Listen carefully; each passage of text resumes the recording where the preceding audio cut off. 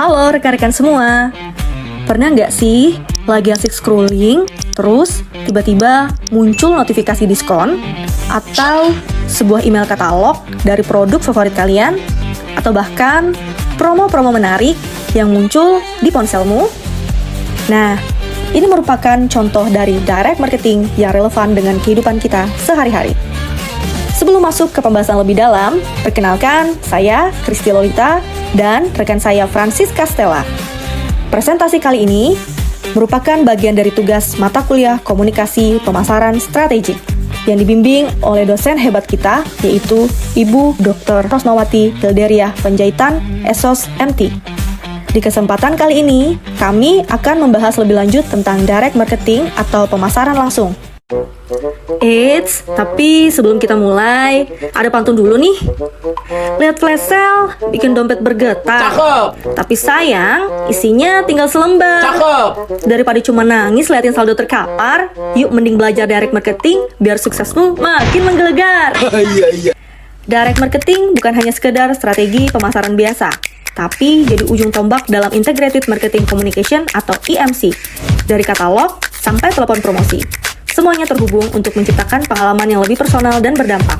Dalam presentasi kali ini, kami akan membahas 4 hal utama, yaitu 1. Peran pemasaran langsung dalam IMC. 2. Pemasaran melalui katalog. 3. Outbound telemarketing. 4. Inbound telemarketing. 1. Peran pemasaran langsung dalam IMC. Pernahkah dibombardir oleh sebuah iklan? Nah, itulah mengapa Integrated Marketing Communication sangatlah penting. Menurut Kotler dan Armstrong, strategi ini menggabungkan iklan, humas, pemasaran langsung, promosi, dan sponsorship agar pesan brand tetap konsisten dan efektif. Komunikasi pemasaran terpadu, menurut Kotler dan Armstrong, adalah pendekatan strategis dalam pemasaran yang mencakup beberapa elemen utama, antara lain 1. Periklanan, menyampaikan pesan melalui media seperti TV, radio, cetak, dan digital. 2. Pemasaran langsung, menjangkau konsumen secara personal melalui email, telemarketing, atau katalog.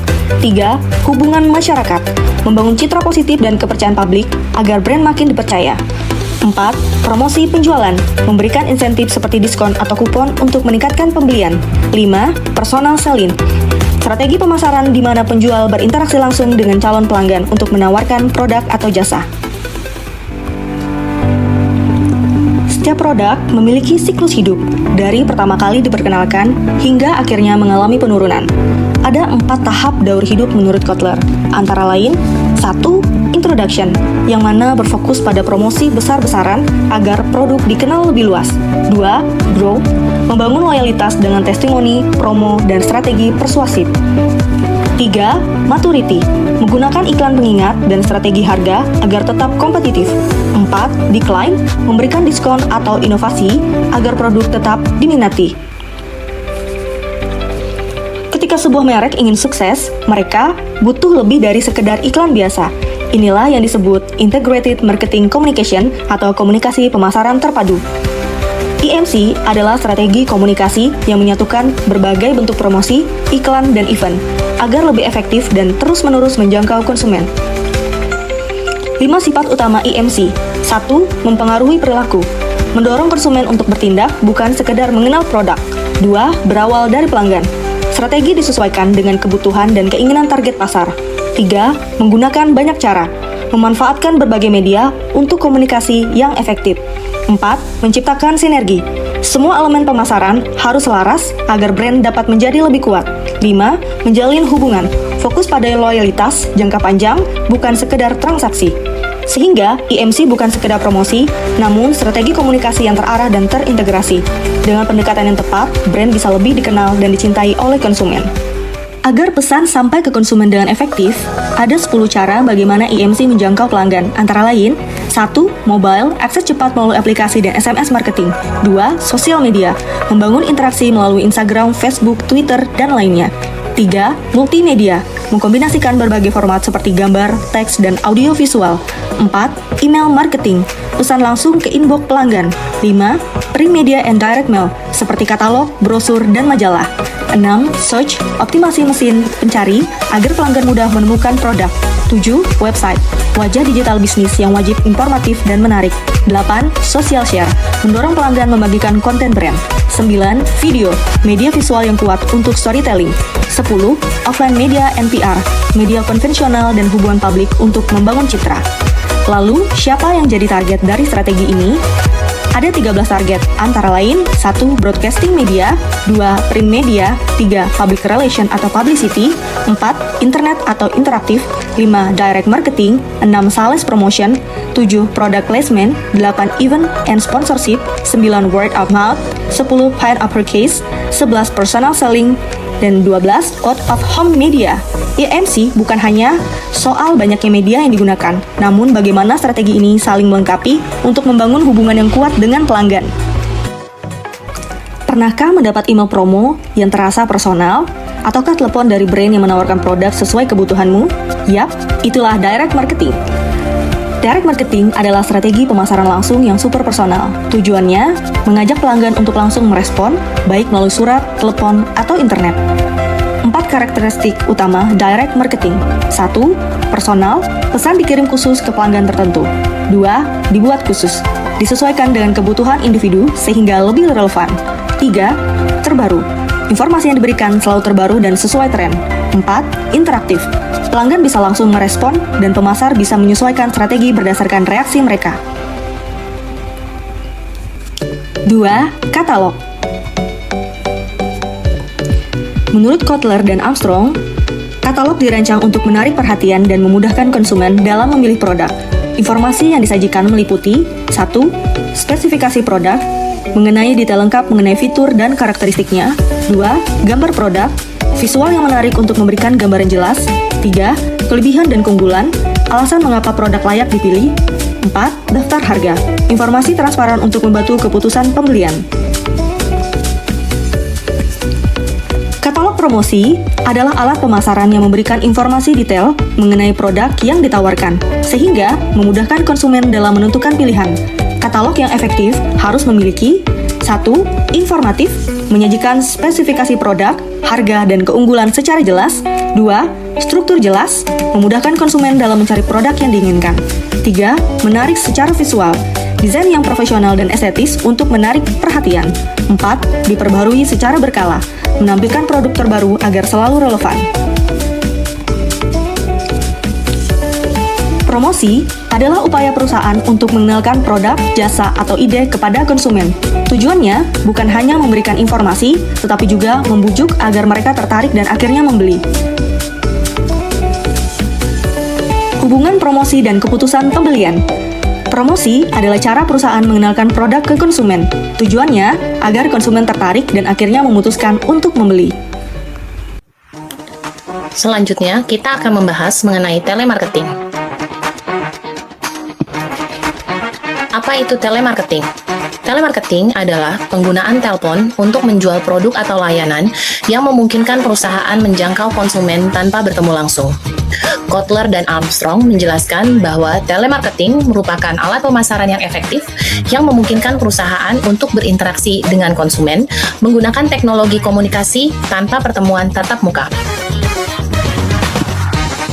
Ada 2 jenis telemarketing. Yang pertama adalah inbound telemarketing, dan yang kedua adalah outbound telemarketing.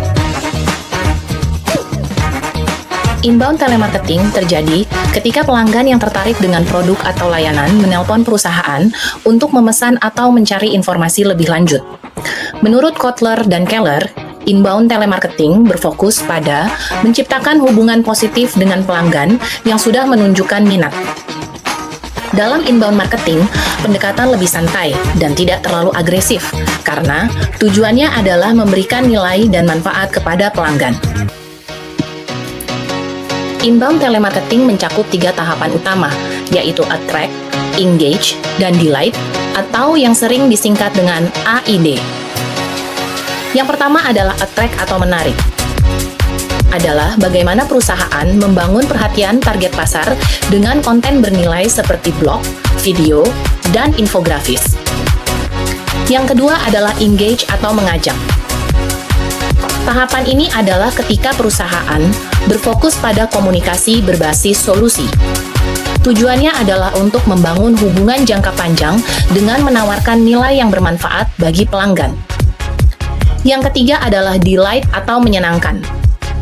Tahap ini adalah bagaimana perusahaan memberikan layanan yang membuat pelanggan merasa dihargai melalui interaksi positif, dukungan, dan umpan balik. Pelanggan yang puas akan menjadi loyal terhadap perusahaan atau merek. Berikutnya adalah outbound telemarketing. Outbound telemarketing melibatkan perusahaan yang menelpon pelanggan secara proaktif untuk menawarkan produk atau layanan. Brand Dreamer mengungkapkan bahwa outbound telemarketing berfokus pada upaya perusahaan untuk mencari konsumen baru dan melakukan pemasaran secara aktif. Namun, strategi ini cenderung lebih agresif dan seringkali lebih mahal. Bila kita berbicara mengenai kinerja telemarketing, ada beberapa hal yang perlu dilihat sebelum kinerja itu dimulai, yakni konsep kerja. Adapun konsep kerja telemarketing menurut Kelly Holden adalah 1. Mengetahui siapa yang akan ditelepon. 2. Melakukan panggilan telepon. 3. Menelepon kembali bila calon pelanggan berhalangan. Kinerja telemarketing bergantung pada personal karyawan itu sendiri. Apakah dia gigih meraih target atau tidak? Telemarketing juga tidak terlepas dari teknologi telekomunikasi, baik dari segi pemanfaatan melalui pengiriman data menggunakan internet, maupun interaksi dengan suara, pengiriman pesan, dan data menggunakan telepon. Selanjutnya adalah keputusan pembelian. Menurut Hawkins, keputusan pembelian dibagi menjadi 3 dimensi, yaitu pertama, produk seleksi. Produk seleksi adalah pemilihan produk yang sesuai dengan kebutuhan konsumen. Yang kedua adalah brand selection, yaitu suatu preferensi konsumen tentang sebuah merek selama proses konsumsi. Yang ketiga adalah store selection, yaitu pemilihan toko tertentu yang dilakukan oleh konsumen untuk membeli suatu produk. Dalam melakukan pembelian produk atau jasa, biasanya konsumen mengikuti pola umum sebagai berikut: pengenalan masalah, pencarian informasi, evaluasi alternatif, keputusan pembelian, dan perilaku setelah pembelian. E-communication dan e-commerce menurut Loudon and Loudon. E-communication adalah penggunaan teknologi informasi dan komunikasi dalam menyampaikan pesan atau berkomunikasi melalui internet, termasuk email, pesan instan, dan konferensi video. E-commerce adalah semua bentuk transaksi bisnis yang dilakukan secara digital melalui internet. Dalam dunia digital saat ini, e-commerce telah berkembang menjadi berbagai model transaksi. Berikut adalah 4 kategori utama berdasarkan karakteristiknya. Pertama, B2B, business to business. B2B adalah transaksi antara perusahaan. Dalam model ini, mitra bisnis sudah saling mengenal dan memiliki hubungan jangka panjang. Berikutnya, business to consumer atau B2C. B2C adalah transaksi langsung antara perusahaan dan konsumen. Model ini bersifat terbuka untuk umum, di mana informasi produk dapat diakses siapa saja. Layanan yang diberikan bersifat fleksibel dan sering menggunakan sistem client-server seperti yang diterapkan pada toko online seperti Amazon, Shopee, dan Tokopedia. Selanjutnya, consumer to consumer atau C2C. C2C memungkinkan transaksi antar individu dengan bantuan pihak ketiga sebagai perantara. Terakhir, consumer to business atau C2B. C2B adalah kebalikan dari model tradisional, di mana individu menawarkan jasa atau produk kepada perusahaan. Contohnya adalah platform desain logo, di mana banyak desainer menawarkan pilihan dan perusahaan memilih desain terbaik sesuai dengan kebutuhan mereka. E-commerce memberikan fleksibilitas dan efisiensi dalam berbagai jenis transaksi. Dengan memahami model bisnis yang berbeda ini, perusahaan dan individu dapat memanfaatkan teknologi digital untuk meningkatkan peluang pasar dan pertumbuhan bisnis. Berikut adalah beberapa manfaat utama yang menjadikan e-commerce pilihan unggul bagi perusahaan dan konsumen. 1. Produk dan layanan bervariasi. Dalam e-commerce tidak ada batasan geografis. Konsumen dapat dengan mudah mencari, membandingkan, dan memilih berbagai produk serta layanan dari berbagai penyedia di seluruh dunia. 2. Mempersingkat rantai distribusi. E-commerce memungkinkan produsen dan penyedia layanan berinteraksi langsung dengan pelanggan, mengurangi atau bahkan menghilangkan perantara. Ini membuat proses pembelian lebih cepat, efisien, dan sesuai dengan kebutuhan pasar. 3. Pembayaran lebih mudah. Dengan berbagai metode pembayaran digital yang tersedia, transaksi menjadi lebih cepat, aman, dan nyaman bagi pelanggan. 4. Brand lebih dekat dengan konsumen. E-commerce memungkinkan perusahaan membangun hubungan lebih erat dengan pelanggan mereka, meningkatkan keterlibatan dan loyalitas, serta memperkuat daya saing di pasar. 5. Peningkatan kualitas layanan. Konsumen kini dapat menikmati layanan yang lebih baik, mulai dari informasi produk yang lebih jelas, kemudahan dalam komunikasi, hingga dukungan purna jual yang lebih responsif. 6. Belanja kapan saja. Dengan kehadiran toko online yang beroperasi 24 jam per hari, pelanggan dapat berbelanja kapanpun mereka mau, tanpa terbatas oleh waktu dan lokasi. 7. Efisiensi biaya. E-commerce mengurangi biaya operasional seperti biaya administrasi, sewa toko fisik, dan tenaga kerja. Dengan proses bisnis yang lebih efisien, perusahaan dapat meningkatkan profitabilitas secara signifikan. Kesimpulan dari slide ini adalah e-commerce menghadirkan kemudahan, efisiensi, dan fleksibilitas dalam transaksi digital, menjadikannya solusi bisnis yang terus berkembang di era modern. Kekurangan e-commerce. 1. Ketergantungan yang sangat kuat pada teknologi informasi dan komunikasi. 2. Kurangnya undang-undang yang memadai untuk mengatur kegiatan e-commerce. 3. Budaya pasar yang menolak perdagangan elektronik. 4. Hilangnya privasi, cakupan wilayah, serta identitas dan perekonomian negara. 5. Rawannya melakukan transaksi bisnis online. 6. Warna dan kualitas produk belum tentu sama antara foto yang ditampilkan di website dengan produk aslinya. Tujuan dan manfaat e-commerce dalam bisnis. Tujuan e-commerce. 1. Meningkatkan efisiensi dan efektivitas bisnis. 2. Memaksimalkan keuntungan perusahaan. Berikutnya adalah manfaat e-commerce. 1. Meningkatkan pangsa pasar. Produk bisa dipesan dari seluruh dunia tanpa batasan jarak dan waktu. 2. Menurunkan biaya operasional. Mengurangi biaya showroom, gaji karyawan, dan biaya operasional lainnya. 3. Memperluas jangkauan global. Bisnis dapat diakses dari mana saja dan oleh siapa saja. 4. Meningkatkan loyalitas pelanggan. Informasi tersedia setiap hari, 24 jam per hari, sehingga pelanggan bisa memilih dan membeli kapan saja. Ancaman e-commerce. 1. Sistem penetration.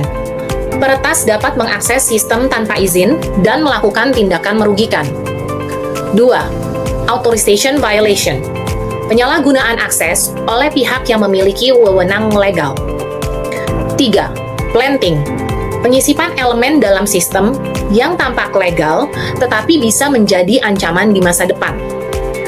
4. Communications monitoring. Penyadapan komunikasi untuk mencuri informasi rahasia perusahaan. Kesimpulan. Kombinasi katalog, telemarketing, dan e-commerce menciptakan strategi pemasaran yang lebih kuat dan efektif, memungkinkan perusahaan untuk meningkatkan penjualan, memperluas pasar, serta membangun loyalitas pelanggan. Dengan perkembangan teknologi, digitalisasi dalam pemasaran menjadi semakin penting agar bisnis tetap kompetitif di era modern. Pergi berlayar ke laut biru, singgah sebentar di tepi pantai. Gunakan strategi yang tepat dan jitu agar bisnis makin berkembang dan maju. Sekian presentasi dari kami. Terima kasih dan sampai jumpa lagi.